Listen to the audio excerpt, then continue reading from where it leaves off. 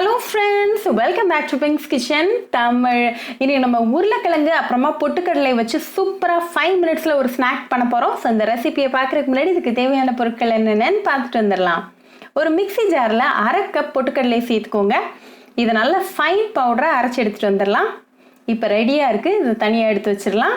ஒரு மிக்சிங் பவுல்ல ஒரு உருளைக்கிழங்கு நல்லா வேக வச்சு கட் பண்ணி வச்சிருக்கேன். இத நல்லா ஒரு ஃபோர்க் வச்சு மசிச்சு விட்டுறலாம்.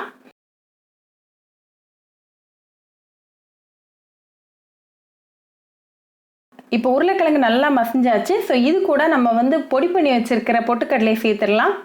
கூடவே ஒரு வெங்காயத்தை நல்லா பொடுசாக கட் பண்ணி சேர்த்துக்கோங்க. ஒரு பச்சை மிளகாவை நல்லா கட் பண்ணி சேர்த்துக்கோங்க. 1 டேபிள் ஸ்பூன் அளவுக்கு கருவேப்பிலையை நல்லா குட்டி குட்டியாக கட் பண்ணி சேர்த்துக்கோங்க. அதே மாதிரி 1 டேபிள் ஸ்பூன் அளவுக்கு கொத்தமல்லி இலைகளையும் நல்லா பொடுசாக கட் பண்ணி சேர்த்துக்கோங்க. அப்புறமா 1/2 டேபிள் ஸ்பூன் மிளகாத்தூள், 1/2 டீஸ்பூன் உப்பு சேர்த்துட்டு நல்லா கலந்து விட்டுருங்க. எல்லாம் நல்லா ஒன்று கூடி வர வரைக்கும் நல்லா மிக்ஸ் பண்ணி விட்டுருங்க. இப்போ சூப்பராக மிக்ஸ் ஆகிருக்கு. இதுலேருந்து சின்னதாக ஒரு போர்ஷன் எடுத்து அதை நல்லா உருண்டையாக பிடிச்சிருங்க.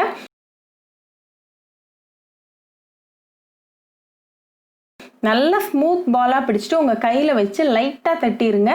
தட்டி நல்லா பேட்டி மாதிரி ரெடி பண்ணி வச்சுக்கலாம்.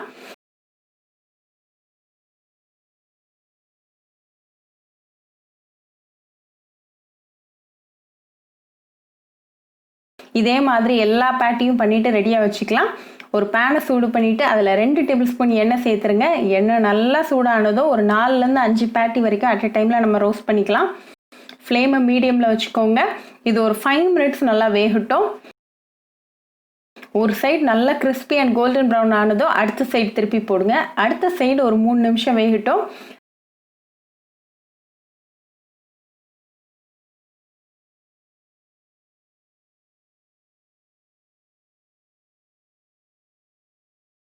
ரெண்டு சைடும் நல்லா கோல்டன் ப்ரௌன் அண்ட் கிறிஸ்பி ஆனதும் நம்ம ரிமூவ் பண்ணிடலாம்.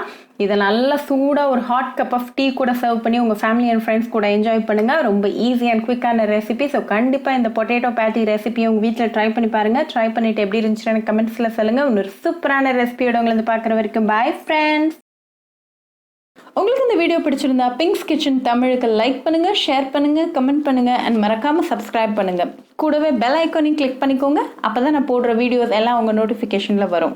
உங்களுக்கு ரெசிபிஸ் இங்கிலீஷில் பார்க்கணும்னா பிங்க்ஸ் கிச்சன் சேனலை பாருங்கள். சேனலோட லிங்க் நான் அந்த டிஸ்கிரிப்ஷன் பாக்ஸில் கொடுக்குறேன். மறக்காமல் செக் பண்ணுங்கள்.